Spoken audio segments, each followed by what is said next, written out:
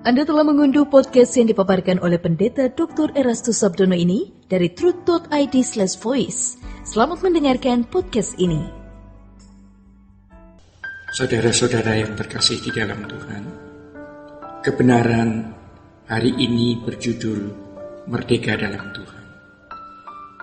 Saudara, sangat mudah bagi seseorang untuk mengaku telah merdeka dari perhambaan dosa dan menjadi milik Kristus. Tetapi apakah dirinya benar-benar telah menjadi milik Kristus? Banyak orang Kristen mengaku milik Kristus, tetapi sebenarnya mereka masih memiliki dirinya sendiri. Ketika ada dalam bahaya dan masalah besar, mereka mengaku milik Kristus, sebab berharap dapat memperoleh pertolongan dan campur tangan Tuhan.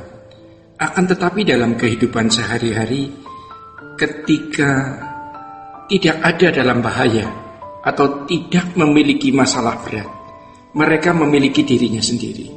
Mereka memandang Tuhan sebagai alat, bukan tujuan. Saudara-saudara, sesungguhnya ini sikap orang yang tidak menjadikan Yesus sebagai Tuhan, yang seharusnya hanya kepadanya mereka mengabdi dan hidup. Kendati ini sebuah sikap memanfaatkan Tuhan, banyak orang tidak menyadarinya. Jadi saudara-saudara, bila seseorang memiliki dirinya sendiri, bila mana ia memiliki dirinya sendiri?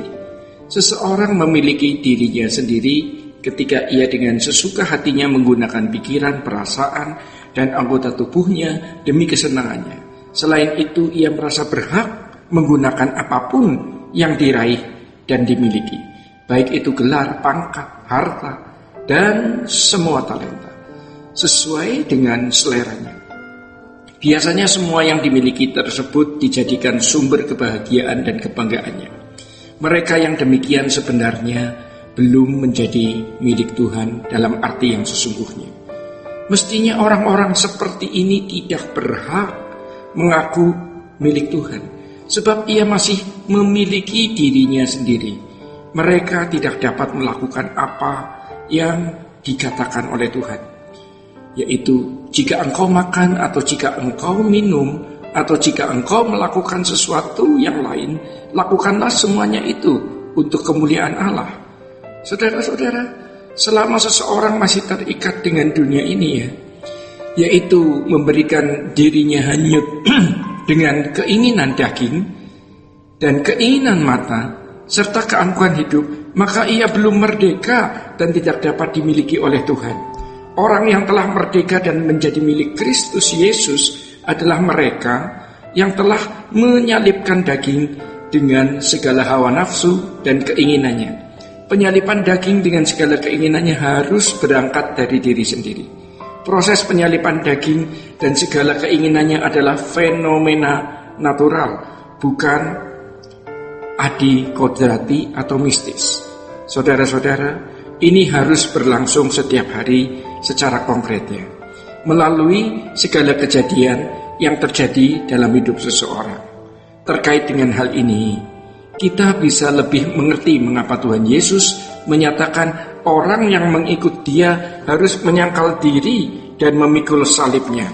Tentu salib bukan hanya dipikul, apalagi digantung menjadi kalung, melainkan menjadi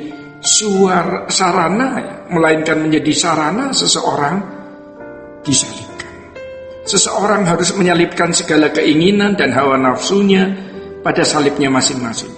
Bagaimana dengan jemaat Roma yang menerima surat Paulus dalam Roma 1 ayat 16 tersebut?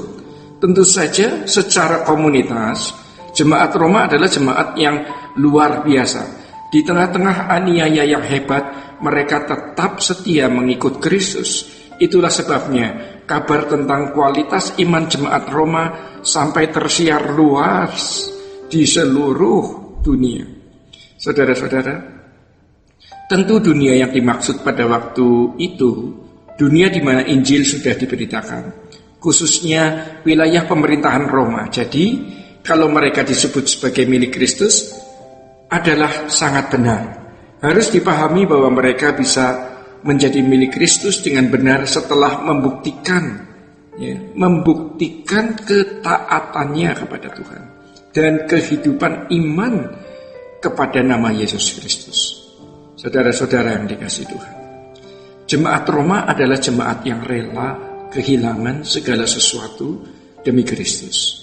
Hal ini senada dengan yang dikemukakan oleh Paulus dalam kesaksian hidupnya, yaitu oleh karena dialah aku telah melepaskan semua itu dan menganggapnya sampah supaya aku memperoleh Kristus.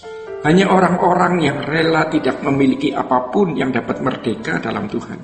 Mereka adalah orang-orang yang telah menjadi milik Tuhan secara faktual, de facto, ya, atau de facto. Menjadi milik Tuhan secara de facto, secara nyata, secara fakta. Saudara-saudara, memang secara hukum, de jure, darah Tuhan Yesus telah menebus orang percaya sehingga mereka bukan milik mereka sendiri. Tetapi apakah pemilikan Tuhan atas mereka diakui oleh individu-individu orang percaya? Adalah hal yang harus diperhatikan. Oleh karenanya, tidak secara sembarangan semua orang dapat mengaku bahwa ia telah dimiliki Tuhan dan dimerdekakan dalamnya. Merdeka dalam Tuhan bukan sesuatu yang bisa terjadi atau berlangsung dengan mudah, melainkan berlangsung melalui proses yang berkesinambungan. Jadi saudara-saudara, seperti jemaat Roma, ya, mereka harus mempertahankan iman mereka dengan mempertaruhkan darah dan nyawa mereka. Kalau mereka masih merasa memiliki diri sendiri, tentu mereka tidak akan bersedia dan tidak akan sanggup bersikap setia kepada Tuhan. Tetapi mereka rela menderita dan kehilangan segala sesuatu, bahkan nyawa mereka demi iman yang benar. Tuhan Yesus memberkati. Sola Gracia.